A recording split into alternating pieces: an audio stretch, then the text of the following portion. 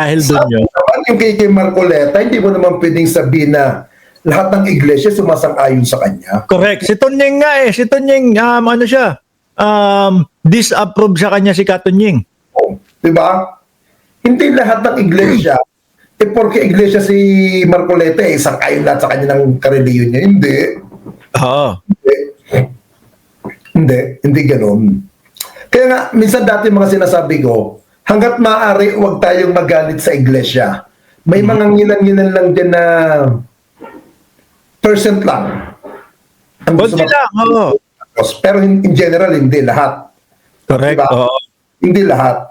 Yun yung Kasi kung ipangangalandakan natin sa vlog, INC sasama sa ganito, kahit wala pang announcement, baka mapilitan sumama nga yan. Inuudyok na rin natin eh. Vlogger na rin ng parang umuudyok eh. Kasi, kung sinasabi nila na may pagkilos ng October 5,